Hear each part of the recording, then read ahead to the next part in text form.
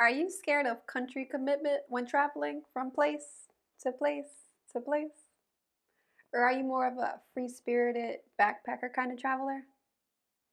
Or, or do you just want to avoid the bureaucracy and fees and quite frankly the madness of the Mexican immigration process?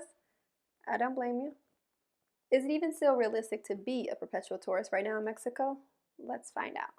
Hey friend, my name is Ali and here on this channel we talk about all things Mexico. So if you're just visiting, passing through, or establishing roots, join the journey and let's get mixed in Mexico. So, who would be considered a perpetual tourist in Mexico? Well, I would define it as someone who may live in Mexico, but for one reason or another, choose not to stay for more than 6 months in the country at a time without doing a border crossing by land, air, or sea.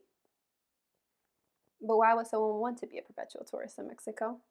Well, there are several reasons which we'll talk about in this video.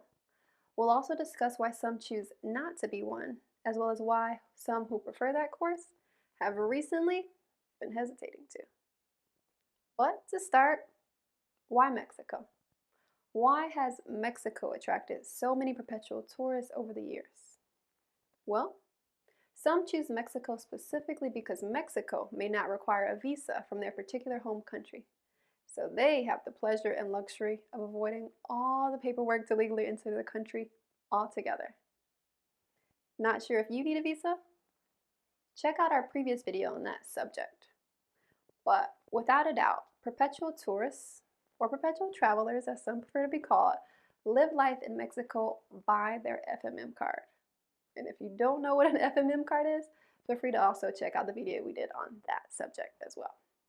But basically, they are given a certain amount of days each time they enter Mexico, up to 180 days, and they then try to, at some point before their allotted time is up, exit and re-enter Mexico to restart the clock again, if you will. I've known people who have done this for years. Why?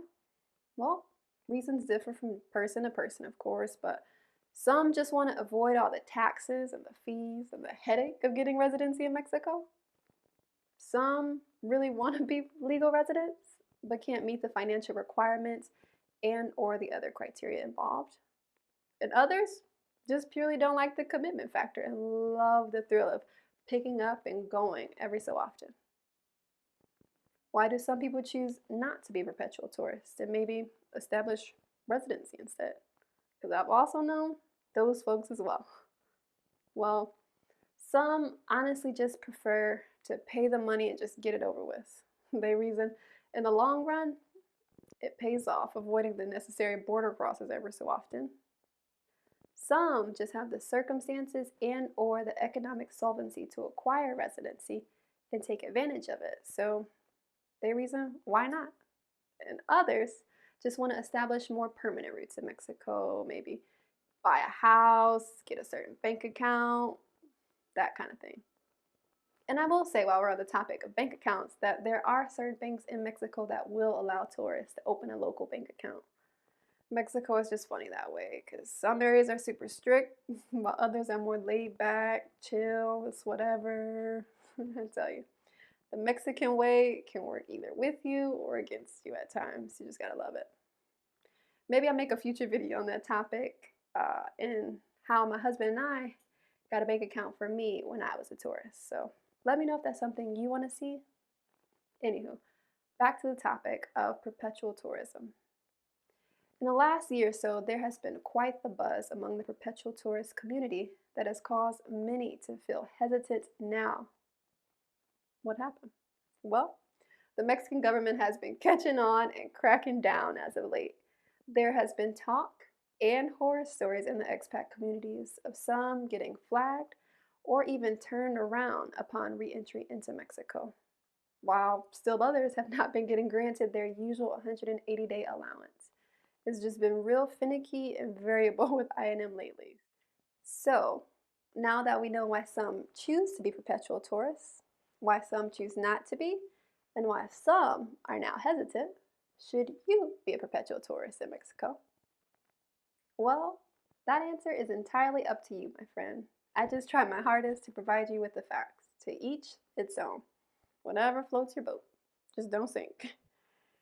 Keep in mind that the Mexican way, as we call it in our home, will play a part in your individual success.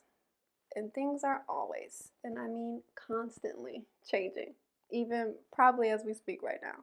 And some locations in Mexico are quick to keep up with the changes, while others are slow. Really, really slow.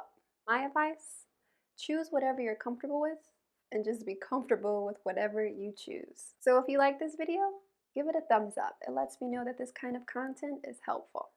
But nonetheless, have fun, enjoy the process, and hasta pronto, friend. See you soon. Nos vemos.